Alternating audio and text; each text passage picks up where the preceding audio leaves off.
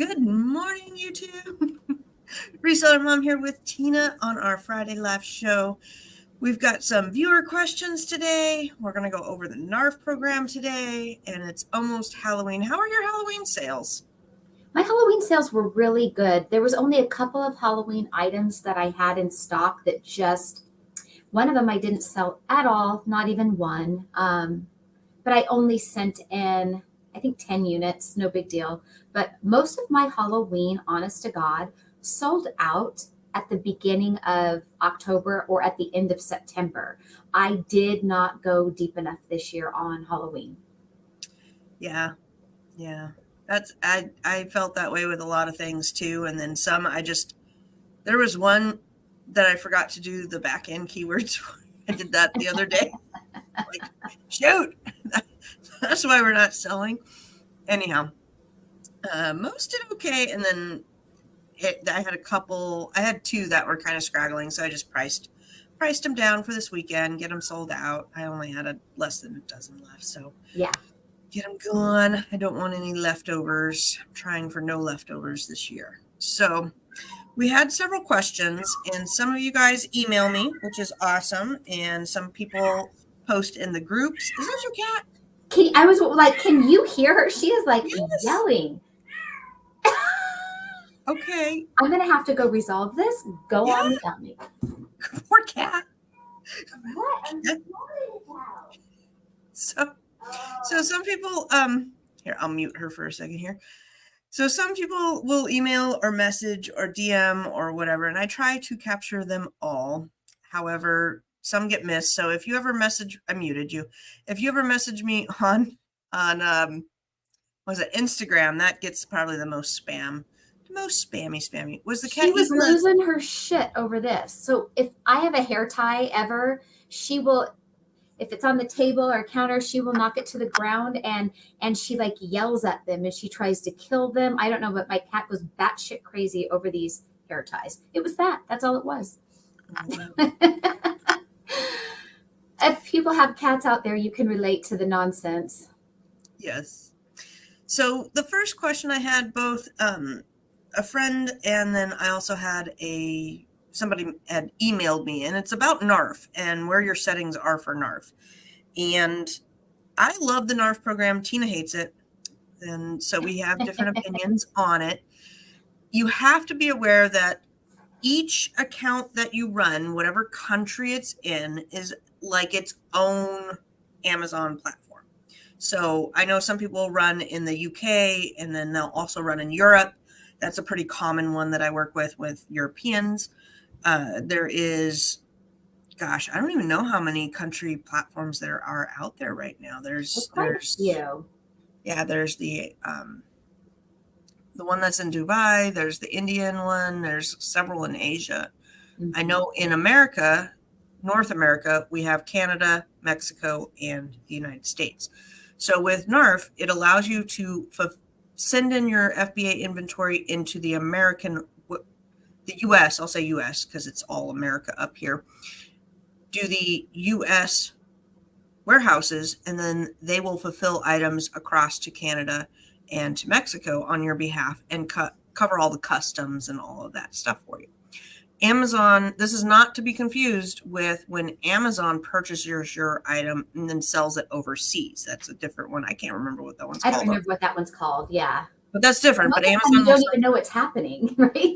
Yeah, you don't even pay attention. But let's say somebody in the UK really wants your item. Amazon will sometimes sell your item to them, and then they pocket the difference to go to a different market. And you can unenroll in that one. It is under your account. Go to your account, little gear, and then go down to fulfillment, and it's in that settings right there.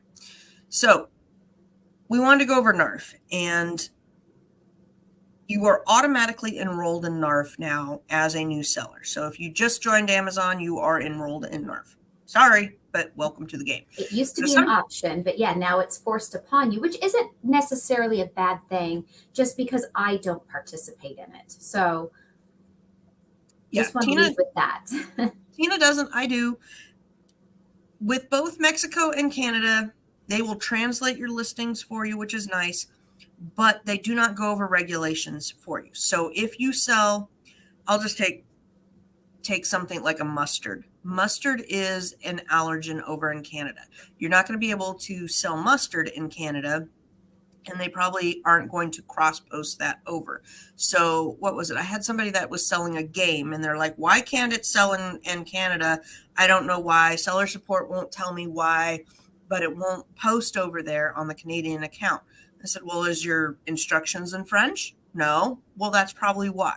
Most things have to have French instructions to be cross listed over into there, unless if it's a product that doesn't need that, like a t-shirt doesn't need instructions.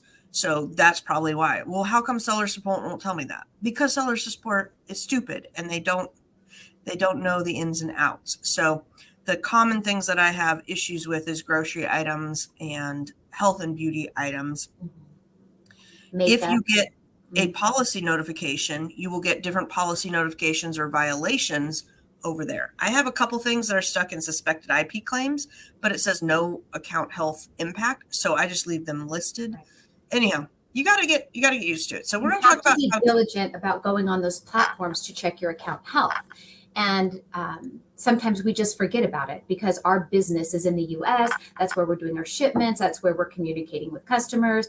And someone like me forgets to go check on Mexico, and I forget to check on Canada. And then the next thing I know, it's like, oh crap, I have a violation for this and that on items that in the US I have no trouble with. I easily can sell them. I have no policy warnings. I have no IP violations.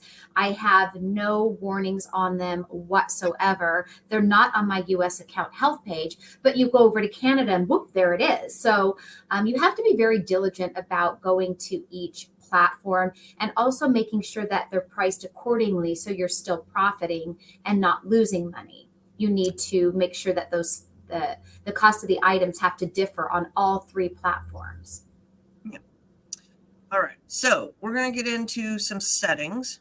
And the first one that I'm going to tell you to go do is go check your vacation settings. So when you go to your account information, this is by clicking the gear in the upper right-hand corner, go to account information. You're going to want to see what your current status is. And if you want to turn Canada and Mexico off real quick, just go put them on vacation. Right here, you can see what I'm selling on. I'm selling on .com, .ca, .mx. And for business, I'm signed up for .com and .ca. For FBA, I've got all three. So this is how you go tell if you are enrolled and then quickly go on vacation. Then let me make sure that the next screen is, yeah, of course it wasn't the right screen. Let's see here. I had it all lined up, Tina. Technology issues.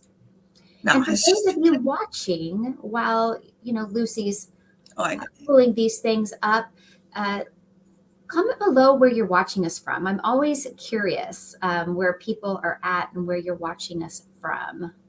Good morning, Reno. Good morning, Money Mom, Millennial Money Mom. And have there been an uptick in sales? Yeah, but mostly because it's my Halloween stuff. So, Okay, this is our guide. You can go get this guide. It's in the Facebook group under files or whatnot. It's not under the guides, it's under files. So you can go make yourself a copy of this. Feel free to do that. Let's see here if I can get any bigger. That's too big. Let's go. How to unenroll in NARF after you've done your vacation settings. So that's like easy peasy. You go to inventory. This is an old screenshot because it's the old one. I forgot how much the dashboard changes over the years. I know it's changed quite a bit on lots of different pages. Yep. So it's the same thing though. Go to your inventory, go to sell globally, go over to build international listings. You get a page like this. This is where you can download a report and see why something's not cross-posting. If you ever are like, why won't my game list in Canada? Go download this report. Hello.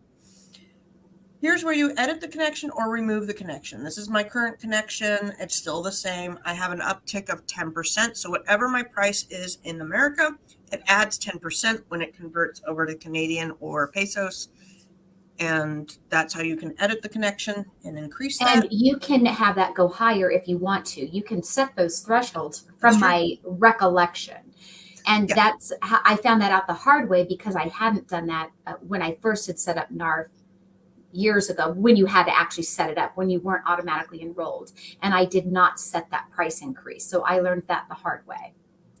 Yeah, I just put 10% across the board. You can do manually do all the pricing. I just have it cross post whatever it can and then add 10%, because the conversion rate is always changing. I don't know what it is today, but the US to Canadian dollar always fluctuates a little bit, not a whole lot. And then there's this little remove connection. So if you want to disconnect it, then go and remove it. Okay, let's see here. Are you sure you want to remove this connection?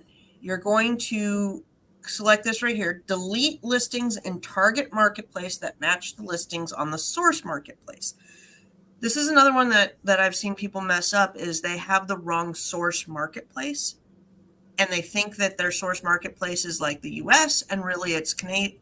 Most of the time when I deal with this, it's Canadian sellers that started on Canada and then they're now fulfilling over in the US. They're jumping to the US market. And I'm like, your source is Canada. So you got to go, like, you just got to know where your source is. And that's, again, up in this area. You can see target marketplace is my US. Well, maybe it says, yeah, source marketplace. And then the target I'm looking at is Canada. So source is .com. And then my targets are Canada and Mexico. That means it's going from .com to CA and Mexico. Basically, where you send in your inventory to what warehouse? No, it's like your main market. Yeah. So if you were starting in Canada, if you originally started on .Canada, you are probably, that's your source. That's your, even if you are shipping in boxes here to the US warehouses. Depends. I mean, you got to go figure out that on what your account is. Let's see here. Oh, I just pointed this out in the other half of that's it. I just pointed this out right there. So that is all I'm going to say about NARF. We've talked about it. It really is not that complicated. Some people make it out. I think the hardest part is these buttons right here, because it's not intuitive. You got to go inventory, sell globally, and then to your build international listings to get to that edit thing.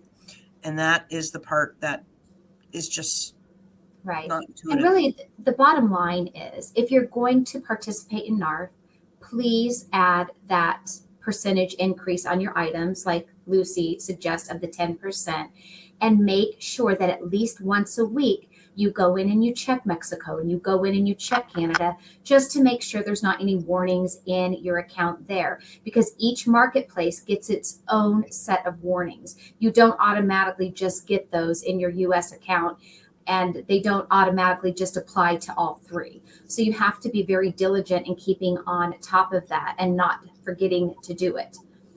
There are two things that I check. And the banking, sorry. And so are you going to address that next about making sure okay. And then you also have to, so I had money tied up in Canada for quite some time. Now you get a warning about your banking, but you also have to verify your banking also on all three platforms. So just because you've set up your banking and verified it here in the US doesn't necessarily apply to Canada and Mexico as well. You have to make sure that you verify your banking on each platform, and that's very simple. That's very simple to do. Otherwise, your money, all that happens is your money is tied up and not released to you. Yes. So on any platform that you're on, you need to sync up for your deposit. So whatever checking account, you got to have your deposit method. You got to have your credit card method. So if you get any charges or refunds, they have a credit card on file. And now you have to set up your advertising. So there's a third now that you got to make sure is there. Just go over and switch to it. And if you're not, let's see here, let me bring this back up really quick. If you're in this right here where your store name is, you just click that and you drop it down and you toggle between your things. So there are two things that I check regularly, and one is my account health, and the second is my feedback, because you can get negative feedback over there as well. You can get customer messages as well. There's The one customer message I get all the time is in Mexico. They're like, I want to make sure it's getting sent to blah, blah, blah. First up, it comes over in Spanish, and yo hablo muy un poquito. So I go to the Google Translate, I get it translated, and then I usually respond with call Amazon is one of my templates that I have. And Google Translate is great to get back to those customers that are on different platforms. So yeah, and I'll get French customers every once in a while in Canada, but most of the Canadians are very versed in English as well. So I wanted to show this. This was my funny of the week. Yes, for the Halloween season, which is in 4 days now, you guys. And that also means that in 5 days, we're already into November. And be ready, because November, you better be ready to be out there in those stores listing all that merchant fulfilled stuff. Did you do any Day of the Dead this year? I kind of skipped over that one. It was the first, no, actually I had one Day of the Dead item this year, only one. I usually do quite a bit more Day of the Dead items than I did. Really my excuse this year on not doing as much for Halloween or even like Day of the Dead is because, the business is always pivoting and changing. And I know I talked with you about this privately, but since Lucy and I have both started doing one-on-one coaching with people, that now takes up a chunk of my time. And I love doing it. But when you use up a chunk of time here, you're giving up a chunk of time there. And that's what happened is I did not go as deep or do a lot of the retail arbitrage for Halloween or take the time to make listings for items I would have because I've now pivoted to doing a lot of coaching too. And so that I felt it. So November, I'm going to have to find a better way to balance it because I am not going to be giving up on the higher Q4 sales in November and the first half of December because of coaching calls. I will find a way to do it all. I was bad. I went into a couple of stores this week and I'm like, oh, I want to make something with this and I want to make something with that. And I bought, let's see here. I have 1, 2, 3, 4, 5, 6, 7, 8, 9, 10. I got 10 bundles on my desk. And then you're like, what did I just do to myself? You're like, because here's a day and a half of work. Yeah. Yep. And that's how I wound up missing the back end keywords because I get going and I'm like just frantically throwing. I do the same thing. Keywords. I hurry up and make the listing and get the title, the bullet points, and maybe not even the photo to start. And get it sent in thinking, okay, I'll get this sent in and then I can just get it out and catch up on the back end or catch up on the photo and forget. Yeah. Today I've got an order that I got to get out that has about 400 items in it, which, you remember how we talked about messaging Amazon and getting out of what's the new one? Marketplace that they enrolled everybody in? For me, it was immediate. And I've loved it because all my shipments have gone back to normal. Oh, let me find that really quick. What's it called? It's called something. I don't remember. And somebody had posted it in our Facebook group. I bet I could find it. I'll find it. I am so grateful for that because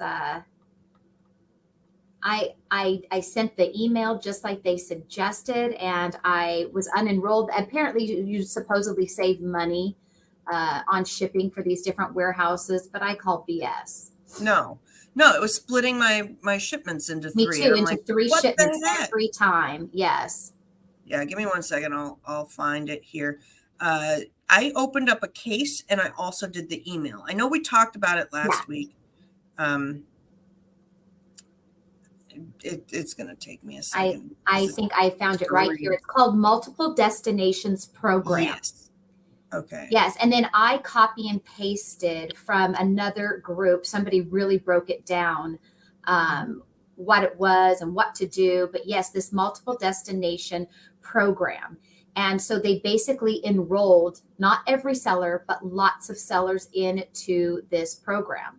And you can email Amazon to get out of this program, to opt out of it. And they got me out of it pretty much immediately. Yes. So I did both. I opened up a case. Let me show what I got here. I opened up a case and I also did the email because there was an email associated with that. And can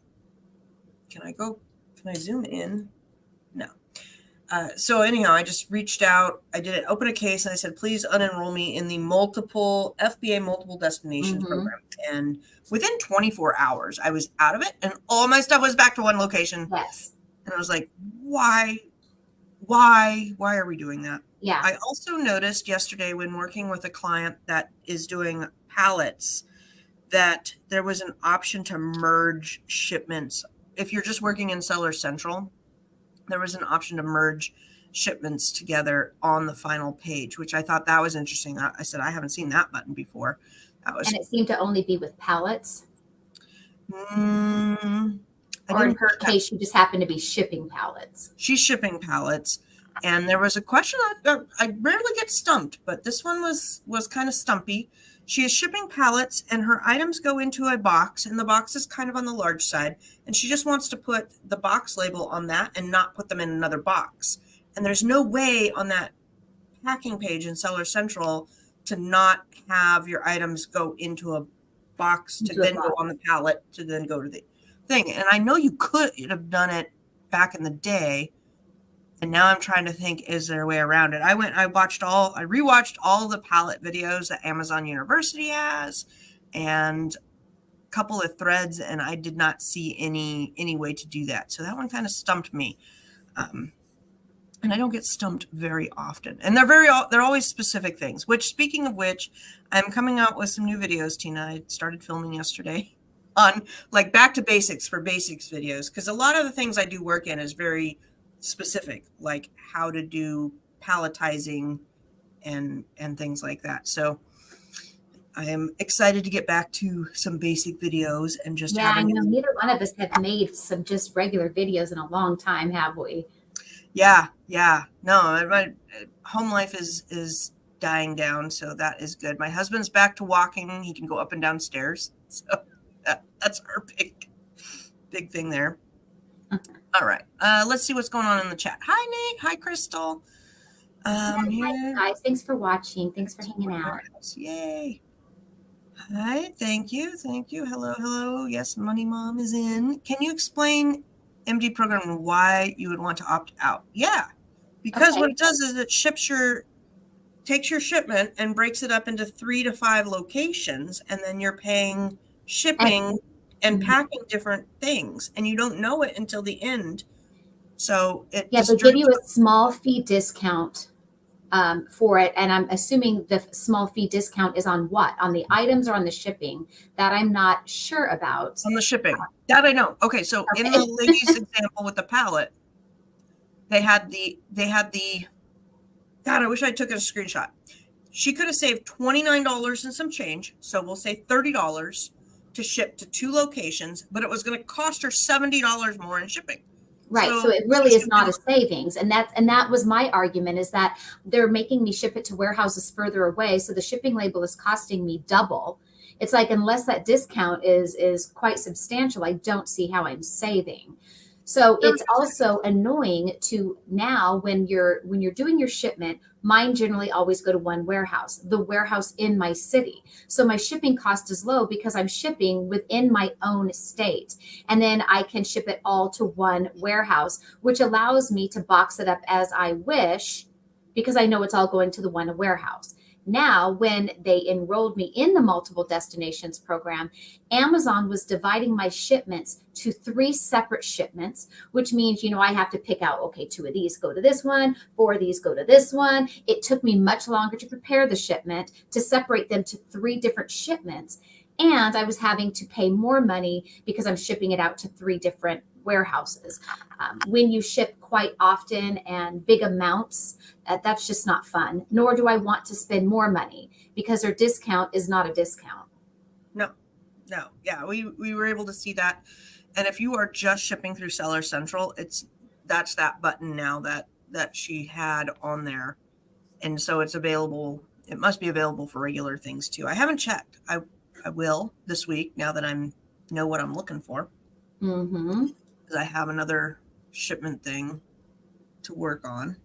And all you have to do, if you don't want to participate in it, if it's not for you, you just write. I wrote to just opened a case and told them I would rather opt out. For some people, they may like that, and that's perfectly fine. The only thing that I saw might be a benefit, I don't know that it would be, but this is what I thought might be a benefit, is when all of your items go to one warehouse, Amazon does that fulfillment transfer, because now they're going to take some of these items, they are going to transfer it to the other warehouses. If you end up letting Amazon divide it and you ship it to the different warehouses, it may save check-in time or availability of your items because you've already sent it directly to that warehouse rather than waiting for Amazon to move it to different warehouses. That is something I could see being a benefit. I'm looking to see if I can bring up an example of what it looks like. So. And I am throwing here in the chat for those that want to open a case to opt out, posting to both of our channels and here in the chat about what to tell them in your case if you want to opt out. Okay. I'd have to go way deep on this form, so I'm not going to go into that. But all right, we'll move on because I think we've beat that one. Yeah. And did you say did you put Crystal's up? I did. Yeah, I just threw it up there for anybody Yeah. to see because I feel the same way. Yeah, it was terrible. It was terrible. Okay. I wanted to pull this one. I love Hustle Buddies, and I often am looking at that group for both questions and answers to see what everybody's doing and it's where I get a lot of my news from, honestly, from Hustle Buddies and from a lot of the other Facebook groups, from our group, from people messaging me, and just working in other accounts. I am now I'm putting together this guy's stuff for him on shipments, and that's been a learning thing, but all good. How do I say this? The way to ship through Seller Central has changed so much over the years. And if you're not using Inventory Lab, I would say it is much better than it used to be. But now Inventory Lab has fixed all their problems. At least I think so, other than your label problem. I still am not liking Inventory Lab's changes for shipping. I do not like it every time. It stresses me out. And I thought I found, okay, I'll talk to you later about that with the shipping settings. I think I found something. Yeah, Lucy screen shared with me, so I know my issue is not, it's not just me. All right. I got hit with an IP claim and Amazon will not accept my receipt from Walmart. Pretty much because I reached out to the brand owner whose emailed response was that I'm not an authorized seller and they would retract the complaint as a one-time courtesy, but they have not retracted it yet. So this one is an interesting one that I wanted to bring up. First up, if you're going to do retail arbitrage, online arbitrage, you have to know whether the company or the brand that you are jumping on is going to be okay with that or not. Just because you get ungated, just because it allows you to list it, does not mean that you're an authorized seller. That's right. I see now, that. There are some clues that maybe you shouldn't. If a restriction notice doesn't come up that you're not allowed to sell it, check Keepa. Check how many other sellers are on it. If the brand is the one and only seller, that's a huge red flag to avoid it, even though you're not getting that warning that, that shows that you can list it. Try to make common sense out of things. If the brand is the only seller of the listing, even though you're not restricted, stay away from it. It's probably the smarter thing to do. Now, I have won in the past these IP complaints with Amazon with Walmart receipts, as well as Target. And I explained to Amazon that Walmart is a big box store and they are an authorized retailer of these items. And by using that verbiage, I have actually won these cases in the past on Amazon. And I don't encourage you to do it. As far as the sellers, brand owner of the brand telling you that as a courtesy they would remove it this one time and they haven't. They may not know how. They have to have the case ID number of that IP complaint to retract it to Amazon. They can't just say, oh, Amazon Tips with Tina store, please remove this IP complaint that I put on them. They have to give the actual case number, and you will have that case number on your end as well. I would copy and paste that complaint number to them with instructions of how to please retract it, giving Amazon this case number, because that is tied to your store directly. That's how I would handle that, and always be gracious and courteous to them for them working with you and agreeing to remove that complaint against your account, because they don't have to. And I'm always grateful to brands that will work with me. Yes. I'm trying to look up. I have the exact verbiage that needs to be there, but it says I've worked with brands before, and I've, okay. told them thank you for working with me, because I have accidentally jumped on listings because I've always been allowed to sell them in the past, but now the brand is wanting to take over their brand. And I understand why some of these brands want to do it. Do I like it? No, I don't like it, but I am grateful when they don't try to put me out of business and have these IP violations on my account for 6 months. So let's see here.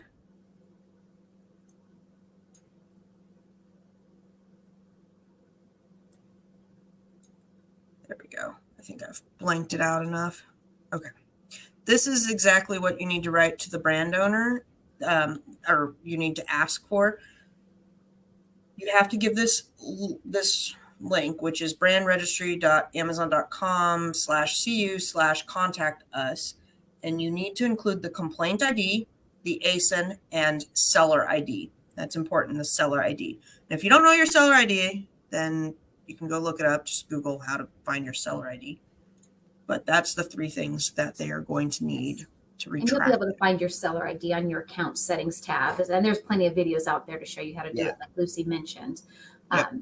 If the owner of the company, the brand owner of the company is willing to work with you, definitely give them all that information. Like Lucy pointed out there, your case ID, seller ID, and if it's worth it to you, Google the instructions for them on how to do it. Sometimes they don't know because they're just now trying to take ownership of their brand on Amazon, and they don't know the ins and outs of Amazon. Pretty much. All right. I wanted to bring this one up. I thought this was awesome instructions. And so I always like to save if there's instructions or, just share with the group. And this came from FBA Today, another one that is a good group to go and watch and just learn. Learn from other sellers out there. And it's on naming your SKU. So I've been doing this for years. I'm a big advocate of doing this. Yes. So how do you name yours? And then I'll share how I name yours. Mine is, I have to go in my account, but mine, I don't do the date like they do. Mine starts off with price paid, store, and then it ends with the ASIN, I believe. Mine is store, cost of goods, and then random number. And I'm going to find where you find it. It's for Inventory Lab. It will automatically do this for you. Yep. And if you make your listings in Amazon or your shipments in Amazon, you can create your SKU at the time you're adding it to your inventory.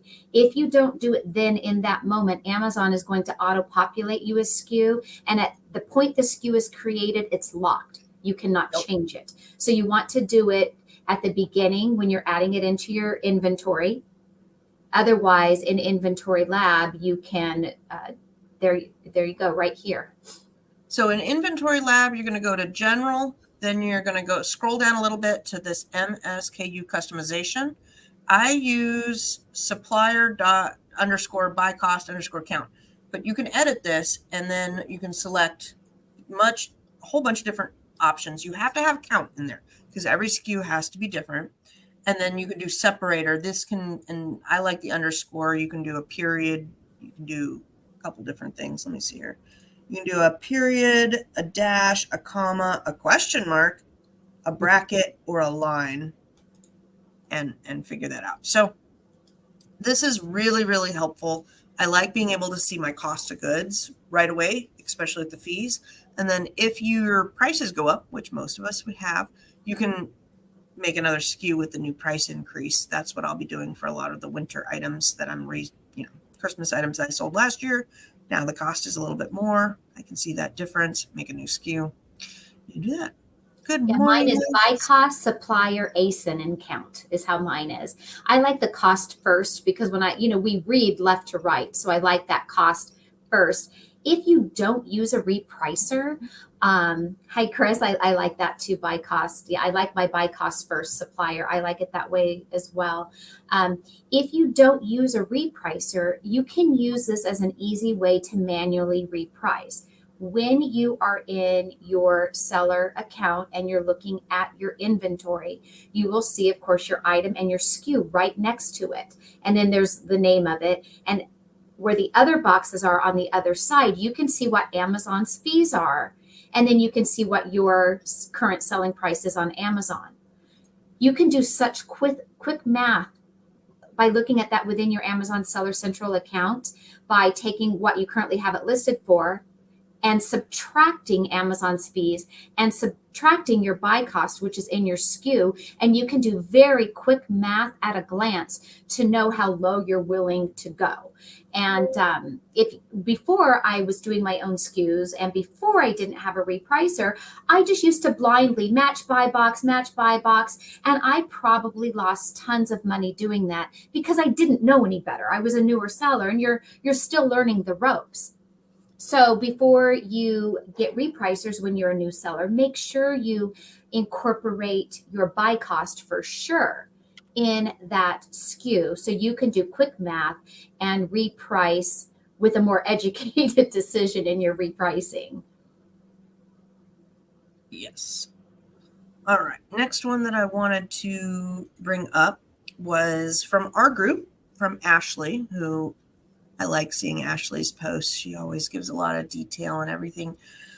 And she asks about items getting lost, which I wish I had better options for her. But she said, long story short, I sent in 93. All were checked in, 32 sold. The rest is missing.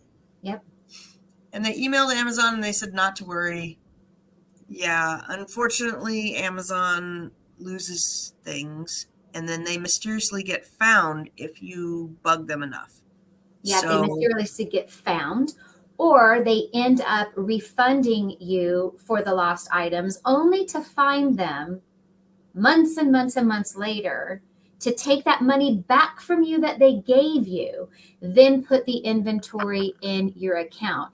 And when you're lucky like me, it's usually always a Christmas item that they've now found in April when it's Easter, or it's expired candy that now they're taking that money back from me and also destroying it because it's expired goods. So it's not always positive outcomes, unfortunately, and it happens to all of us. Yeah. It sucks. And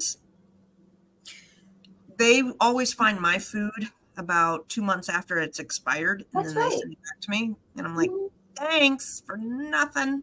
Yep. You turds. You turds.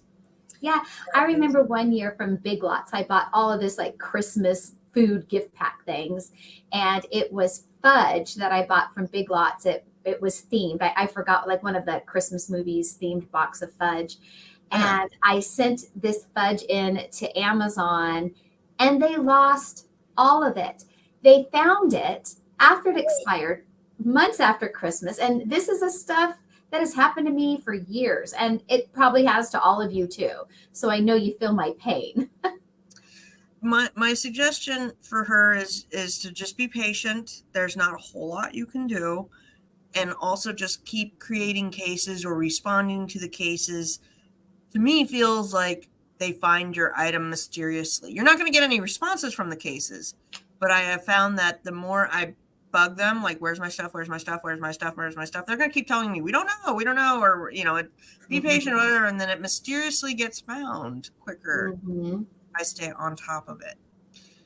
There's not a whole lot else you can do. Tina, this is my thing for your printer setup. So I'm going to send Oh, you the message. If you are wanting to change the setup in your printer for Tina's issue is she's set up to 8.5 by 11s. No, she's set up for 4x6 and she wants 8.5 by 11s. And if you are running the Amazon Print Connect, you have to go into those settings and change your printer setup. So I should probably save this screenshot too. And because that or I just need to buy the Rollo label printer for shipping labels. I have a not thermal printer, an inkjet printer. Anyway, the ink that I buy for it's just a black and white printer. And so my ink lasts in this thing for 6 to 8 months. And so it's been a great printer. I've used it for years and I get the free shipping labels. It's the 8 by 11, the regular computer size labels. I think it's from UPS. These. I actually have one here on my desk. Yep. So you can see this little split down the middle. And so I put this in my printer and I get my FBA label and my shipping label print out in one swoop. Well, now that Inventory Lab has changed it to that we can buy our shipping labels through Inventory Lab, it goes to my printer as two separate labels that don't print out nicely on these, end up printing out on two different papers. They change the rotation of how it goes so it comes off of this sticker. If I download it and save it as a PDF, my computer doesn't let me rotate it or change it to another size. And that's what Lucy had witnessed. So my workaround has been I buy my shipping label in Inventory Lab. I then have to go in to my Amazon closed shipments. I cannot click keep it as an API shipment because it just defaults you back to your shipping list. I have to say change and convert to Amazon, which it warns me I'm going to lose all my API stuff, but I don't. What I can do is where you can print your label. There's a button there for me to just reprint my label. So I can reprint it and put it on this paper. But it's additional steps. It's a time suck. And of course, the first couple times I did that, I thought, oh no, I'm just going to ship it to Amazon. It said it's going to lose my API. Probably all my shipments are going to have warnings and errors. And I've been doing it that way now for over a month. And I'm not getting that. They're checking my shipments in just fine. I ignore that warning and I go in there and I print my labels. I share those details because I don't know if anybody else also has my issue or not. I guess it depends if you're still printing on sheets like this, your shipping and FBA label. I saw no reason to buy the Rollo printer to do it because my ink lasts in my printer for almost a year. I love it. Yeah. Well, no, you just go into your Amazon Print Connect settings and it should be an easy fix. Yes, Well, and I am eager to try it. So thank you for finding that. Next question from Anise is, what do you do when you're not able to get the buy box? I've had the item for 3 months, and what do you do? So I'm kind of keeping a lot of things going into Q4. I did have one item that I liquidated out. Crystal says get a Rollo. I saw that. Rude, Crystal, rude. Look, my printer is free. My ink costs me like $14 a year, and these I get for free. It's about being cheap. When my Dymo dies, which my daughter fixed, it's in the other room, but I paid my daughter $20 to unjam my Rollo this week. Or not my Rollo, my Dymo. And everybody's like, get a Rollo. I will when they die, officially die, and I bury them, then I'll get a Rollo. Miss Economical Tina over here. But yeah, and look, those rollers. They're nice. I know you're kidding, Crystal. No offense taken. So also with Anais' question is, what do you do with these items you're never able to win the buy box? I have a theory on this as well. When you are a newer seller, Amazon favors the seasoned sellers with a lot of sales under their belt and and they also will favor the seller that has more in stock. So if somebody else has 100 of that item, you only have 3, they've been selling for 8 years, you've been selling for 9 months, Amazon is almost always going to favor them. It can be really quite a challenge sometimes on certain listings. So I'm gonna disagree because no disagreeing with me. I'm disagreeing. Here's the reason, or the math programming behind it. Say you have a map of the United States and you have, what did this lady have? She had 5. She only had 5 of the item. All 5 might be on, we'll just say, the West Coast. Somebody has 100. They've got 20 here, 20 here, that's true here, too. 20 here. So they're going to get the buy box more because somebody that's over on the East Coast is only they're going to want that shipping from there. So she's only going to get the rotation when it's customers that are and close. That part is true. That would be in addition to what I said. It's not disagreeing. Okay. I have the need to be right. No, just kidding. I'm kidding. All right, Tina's right. I don't want to mess with her today. So true too. I agree with you. That is also true. So you got to think, what goes into the buy box? Price definitely goes into the buy box. Amazon wants to show the cheapest price possible because they want to make a deal. They're going to get their fee whether you charge $20 or $26. So they want to get that sale. So they're going to give the buy box to the better priced one. Second thing, merchant fulfilled versus FBA. A lot of people are only going to shop Prime. They want to see the Prime deals. They want their stuff right now. They want it yesterday. And they will turn on that Prime only thing, or Prime will get heavily featured. So if you are only doing merchant fulfilled and you don't have a yellow buy box and you only have a select buy option box, it's like gray or white or whatever, there's no way to control that unless if you do FBA. If you send in some FBA, it will change to a yellow box versus a white box. I get customers all the time that are like, I want it to be a buy box with yellow. And what is it, merchant fulfilled? Yeah. Then no, there's no control over that. Yeah. And that algorithm has about 15 different things that goes into it. We're not even going to go into that. But back to the regular buy box. So we've got price. We've got FBA versus merchant fulfilled. Some seller metrics go into it. So if your feedback is terrible, your customer service is terrible, you're a new seller, that feeds in, but it's very small amount.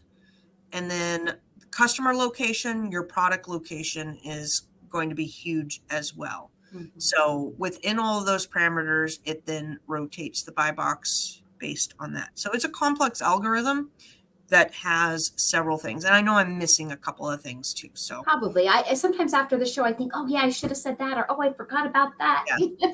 When we shoot off the cuff, sometimes you're just trying to quick thinking. There was a good little picture. Let me see if I can find it up. A good little picture that had things. It was an image. It was a bunch of circles.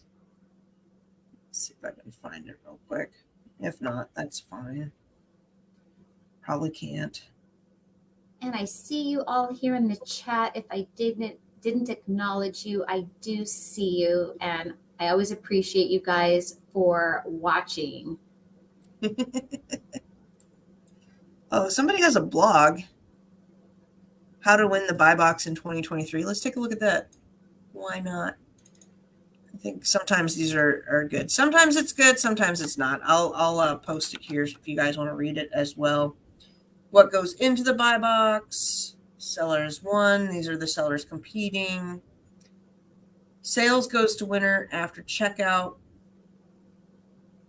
Sellers who did not win. Buy box eligible. We're going real quick through here. So what does it say? Fulfillment by Amazon, seller fulfilled Prime, landed price, shipping time, extra tips. So we've got your feedback, claim rate, chargebacks go into there, reviews. There you go. So you can go over. I like this. They got a little blurb on repricing too, because I do AI repricing, and I had tried Reno's strat of the new AI that came out with Be Cool, where it goes up and down and up and down. And I found that still my general one is kind of performing a little bit better. And that's just a feel. Yeah. I haven't done any real statistics on it. But there you go. So if you're interested in more buy box stuff, go ahead and read all that. I find that, you know what, I'm just going to focus on doing good and selling good, and then it will naturally come and I will get it. I'm not going to sit here and fuss over it and try to analyze it and worry about it. It's kind of like when you're trying to lose weight. You know, we all know we need to eat healthy and do exercise, right? That's a baseline of any diet. Eat well, exercise. It's the two things that go into it, right? I could sit here and try to calculate every calorie that I put into my body, or I can focus on buying more vegetables at the store. What's easier? It's easier to hit the vegetable department at the store versus trying to weigh out every little thing that I'm trying to put into my body. So what do you want to focus on? I want to focus on finding good product that sells really fast and not necessarily micromanaging every little listing that I'm on. Because I don't have the patience for it. I don't have the patience. Let's see here. I wanted to talk about his, and I don't think I grabbed the first part of his post, but Dre, I like Dre. He's fun in the group. He was writing about a review, and someone submitted a review that should have been for someone else. We tried to get Amazon to remove it, but it won't because it's in the voice of the customer, and it's for something I don't even sell. Anyways, it says my account is at risk for deactivation. They called me a scammer. I don't know what to do. So I wanted to address this, and it's a little bit of a lengthy address, so I said I would do it today on the show. Here is what happens. A customer buys this cup of coffee, and they get it, and they're like, oh my God, it's a fake cup. And how they communicate that with you can be in several different ways. And sometimes Amazon's algorithm will pick it up. Sometimes it has less of a chance to pick it up. If they go to the product review page, and in the product review, they say, I got a fake cup in the product review page, sometimes that will flag your account as fraudulent. We need invoices. Sometimes it won't. If they message you and they say, hey, seller, you sent me a fake coffee cup, sometimes that will flag for invoices. Sometimes it won't. If they return the item and in the messages, it says, I received a fake cup, sometimes it will flag for invoices. Sometimes it won't. If they if they go to your feedback of your store, so now they're on your store page and they're giving seller feedback, and they say, I've gotten a fake review, I've gotten a fake cup, that will go on your give you a 0 star or 1 star. That will go against your feedback health, and that will make your sales and your buy box rotation go down significantly. Now you can click and say, I want to remove this review, and most likely Amazon will not, because it's within the parameters of giving you a seller review. And even if you open cases about that, they most likely will keep it on as negative feedback. You can go to the customer and say, I am so sorry. We only buy authorized coffee cups. I'm going to refund you and send you another coffee cup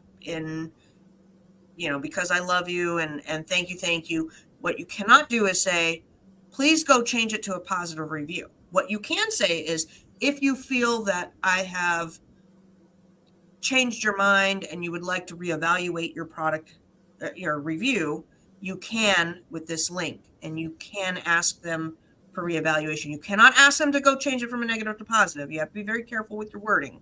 Definitely Google this part before you write anything, or ask somebody to review what you've written before that. And sometimes the customers will, most of the time they will not. So then you're stuck with that negative review in your feedback. Now, with voice of the customer, if a voice of the customer happens and they write a bad nastygram, sometimes you will get flagged to do invoices, sometimes you won't. So it was very hard for me to understand in this comment, because they tried to get it removed, but it's a voice of the customer. You don't ever get it removed when it's voice of the customer. You get it removed if it's feedback on your store. You cannot remove voice of the customers. There's no option to do that. It's a voice of the customer.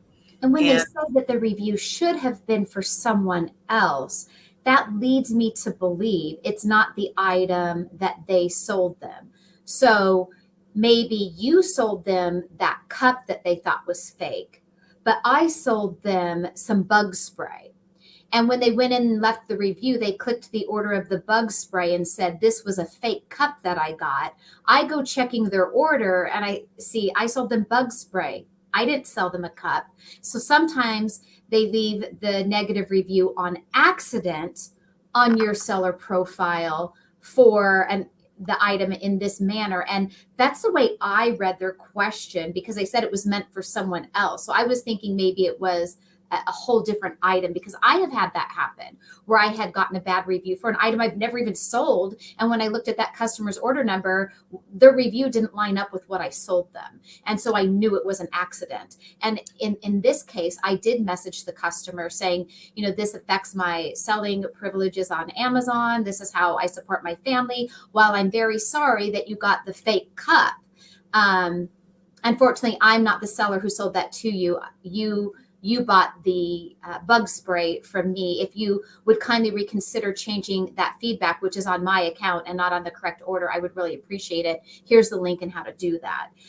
If that's what happened to them, then I would follow that type of a format and definitely investigate. If it's the way Lucy said, and it was, the item you sold and they just left a fake or a bad review in that manner. Right. So what Tina's saying, take that same information and message the customer, but you can also, on the request feedback, take it up in a case, but you have to be very detailed. You have to say, customer Tina, order number 123, bought bug spray and left feedback quoting cup was fake, period. Clearly, this is for a different order. Please remove this feedback as it does not relate to the order that happened with my account. So you have to be very specific, and you have to provide Amazon all the freaking information. I see this all the time. Like, Amazon says, they want everything. You have to think there's a dummy. Just don't like using the word monkey, because monkeys in my mind are very smart. So I'm trying to think, there's a dumb rock that's reading this email, and you have to spill it all out nice and clear. You cannot send files that are blurry. You cannot send files that are not good. You have to have exactly the order number. You have to have the shipping number. You have to have the customer's name. You have to have everything lined up. Okay? It's like the government. You cannot apply for government stuff. You have to fill out all the boxes, line it up nice and neat, only black ink, only in the boxes, etc. And then you might have a chance. But if you half-ass it, and then you keep trying to respond to that half-assness, not going to win. You're just not going to win. I had a guy, I was telling Tina on the way over to work today, had a guy arguing with me yesterday on a Fiverr case, and his product he was claiming was a cleaner, and it clearly didn't clean. It promoted clean environment, but it did not clean. But he kept telling me that it's a cleaner, and I said, "Look, you don't have to argue with me. I don't care. I don't care what your product does, really.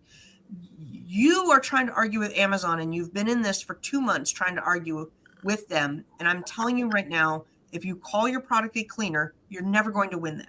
Call it something else, but it really cleans. In your eyes, it does, but U.S. standards does not define it as a cleaner, and it was something like a Febreze. It's like it was a room deodorizer. It deodorizes. It smells well, and in essence, if I sprayed a bug with a whole bunch of perfume, it probably is going to die. But if I call it a bug killer, you're going to get flagged as pesticide. For pesticides, they want documentation, they want paperwork, they want lab documents. If you state that anything kills particular germs, you have to have the lab work and the paperwork to back up that claim on Amazon. And if you do not have it and you use those words in your title or in your bullet points, your listing will be taken down until you prove with documentation that it is what you claim that it is. And this is why products have to be very, very careful. period. You could say you could have a sponge that's used for cleaning, but you can't.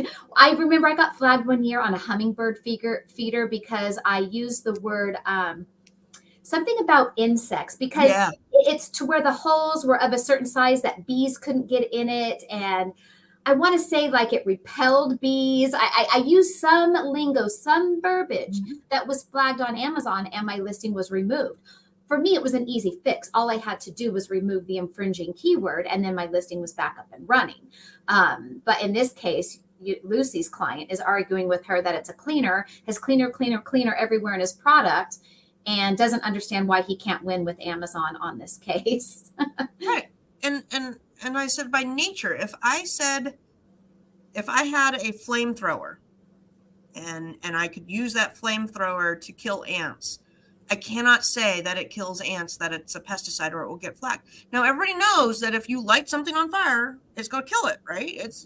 That's common sense. So I said, even if it makes common sense to you, it's Amazon, and it's an algorithm, and it's words, and it's a bot. You're not playing around with smart people here. You're playing around with robots. And they are looking and for. you also have to be careful of making claims if you really don't have the paperwork. We discussed that with a client, remember, with a product having collagen in it. Yeah. And so you cannot, on your packaging or label or in your description, talk about the health benefits of, let's say, the collagen or a tea product or a supplement, unless you have paperwork to back it up. Is it illegal to sell collagen, or is it illegal to sell a tea that is used to promote, I don't know, teas are medicinal. I can't think of a medicinal reason of a tea right now. You just can't claim that it does that. Like chamomile. I can't say that chamomile is going to help you sleep, because now I'm making a medical claim. That's right. I can say chamomile is great for relaxing at night with a hot cup of tea, but I cannot say that this will give you that. So right. it's all a bot. It's all a bot, I do guys. want to talk about our Bolo group, because we are, like I mentioned at the beginning of our show, November 1st is less than a week away. And right now our Bolo group has already been on fire with really great leads this year. And if anyone is interested in joining Bolo group, you can join our Bolo group. You only have to post 2 leads a week. Everybody else is posting 2 leads a week. I usually do almost 5 leads a week myself in there. It's a mixture of OA and RA. But if you are interested in joining our Bolo group, it's a perfect time, because right now is when we're all out shopping. Yep. I love this, Chris. Chris has a great question. Yes, I saw that. For reviews. And we weren't ignoring you, Chris. We were just soapboxing for a minute there. What is my people doing behind me? I see cars moving. They were on the roof yesterday. They're like stomping around. Like, what are we doing? Probably changing air filters. Maybe, but they don't tell me anything. All right. Chris. My daughter was like, "Are you re-signing your lease?" That's another story. All right. So unless if you've been a seller for years or have brand registry, there's not much to increase your reviews. Yeah, there is. You can go request a review on any order out there, whether it's FBA or FBM. You can go request a review for your product. So if you're launching a new product and you want to get more reviews, go hit that request button. It has to be 5 days after they have received their item, but within 30 days. You can automate that process with Feedback 5. I used them for like 3 months to try it out, and it's okay, but I did, what did I say? Like 4,000 emails, and I got, like 6 reviews. So you don't get a lot with it, and you can manually do that yourself. How do you do that? You go into your Amazon account and you go to your orders tab. On your orders tab, it may populate automatically on merchant fulfilled orders, or it may automatically populate on your FBA orders. You can also toggle between the two. And of course, Amazon never makes anything easy to find. So whatever it populates on, I'm going to say it populates on merchant fulfilled. On the top of your Amazon page over here are letters that say something like view FBA orders. Those blue letters, you click them and you can then see your FBA orders. You can simply click on any of the orders, and there is a button there. I have to go are you I'm going in finding your it. I'm Amazon finding account? it. You're finding it Yeah. where you toggle down the arrow, and you can request a review, request feedback. I forget what it says, but you can manually go in there and do that. You can also, and you want to tread lightly, but you can also message a customer through there as well. You can only message a customer one time asking for the review or the feedback. Um, I'm assuming that you're not doing your own particular items since you mentioned private label sellers. So I'm guessing you're just trying to get seller feedback as opposed to product reviews and feedback. I may be wrong. You'll have to let me know, because those are two different things: your seller feedback and product review. Give me a second. I'm struggling. So I don't know if I finished my sentence of that you can only a seller feedback. Yeah. So I don't know if I had finished my sentence because my brain goes in different directions. When you message the customer, you're only allowed to message them once through that messaging system within Amazon to request feedback or reviews. But it's worth a shot, just having a nice thought out message that you can send to them. And there's different reasons why. Sometimes it's like about an order. I want to say now Amazon has 6 options of why you can message, or what it would be about: a change in shipment or tracking, whatever the choices are. But just have a real nice copy and paste template that you can send to that customer. I'm a new seller on Amazon. I hope you were happy with my service. Whatever it is that you want to orchestrate as your nice template to send, but only one time. So, okay. So seller feedback, there's not a whole lot you can do. You can set up requests, just like Tina said, and that's where Feedback 5 has good templates. You can go search the internet. They have good templates on what would be appropriate. For product feedback, go into the orders and you're going to click this request a review button right here. Request a review. This is for product. So they're going to, on this ASIN, they'll write a review on that product. And Amazon does it for you, and they don't say what it is, but I've received them. So I have in my inbox from products, and I've also had customers request feedback for their store too. So I have some templates. Whether they're correct or not, I don't know. And I had a card. I have so much crud on my desk. I got to clean up. But some people have put inserts, if we've satisfied you, use this QR code and go leave us some feedback. I don't think any of that is really worth your time. Just focus on either, because I get those in orders I get on Amazon, and I already know that I can do that, right? So that card didn't entice me to. And Amazon automatically sends, how did you like the product from XYZ seller? I get those type of emails in my inbox as an Amazon purchaser, as I'm sure you do too. It really just takes a lot of time. It takes a long time to get that. Not many people leave feedback or reviews. Even on products, they say that you generally, for every 100 items sold, there's a review left. So when you see a listing that has 10 5-star reviews on that listing, you can be well assured they have sold hundreds of units.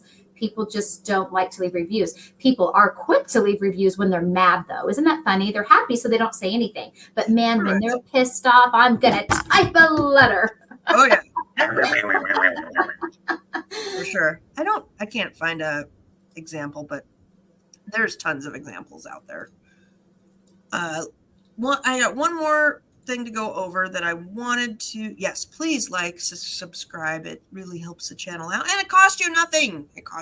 People. We've got seller handling times. They're changing it because 85% of the sellers do 1 day instead of 2 day. I'm pissed about this. This is what ticked me off this week. I forgot about that notice. Oh, really? I'm like, going into Q4, now you're going to push me to a 1 day handling time instead of 2 days? You know how much I rely on that 2 day, especially on Black Friday? Really? Yeah, you don't want to have to get up and ship out those orders that morning. You want to just go out the door and ship them tomorrow morning. That or I have too many, and so I'm working backwards, and I'm just pissed that they're taking that away and only giving us like a month time notice. Yes. I'm irritated with that. That is my thing. I will say, yeah, no more 2-day handling. That's what the email says. You can do SKU level. You can request. Let's see here. For SKUs where you've historically taken 1 day or less, then you will not have a handling time. For SKUs that you've taken more than 1 day, they'll set it for a 2-day handling time. And I don't have my Q4, like, I don't know. I think I'm screwed because I really only do merchant fulfilled during Q4. And so I don't have a historic thing on a lot of the stuff I'll merchant fulfill this year because it always changes a little bit. There's like a handful of listings that I'll get on year after year. Anyhow, I'm irritated. Yep. I did want to say, last thing, I will be going in the bundle group live today to go over picture submission for both GTIN exemption and brand approval. So if you are in our bundle group, I'll be doing that live today because I know there's been a few cases where people are getting their brand rejection based off photos. So I want to give some tips on how to do your photos properly. There's some tips in there that I'm seeing a trend on wrong photos. So if you are needing to get to address that, yeah, brand approved and stuff, I always miss it. I'm bad with Facebook. Let's see here. I don't know. I've got a 10 o'clock, so maybe before 10, maybe after 10. Might be between 11 and 11:30. I got a break, or after 12:30, between 12:30 and 2, I've got a spot. I will try to make it so when you are there, Millennial. Well, at least you'll know it's today. So today I got to knock it out. I got to go round up the pictures on what the person submitted and then how we fixed it to get them approved. So, right. a couple of those. Well, with that, I want to thank you guys for watching us today. We went a little over, but it's always fun, and us girls like to talk. So. Well, they're long topics, man. They are. So I hope you all have a great Halloween. I hope you have lots of fun and lots of fun activities. Yes. And we will see you here again next Friday. Yes, next Friday. Bye, everybody.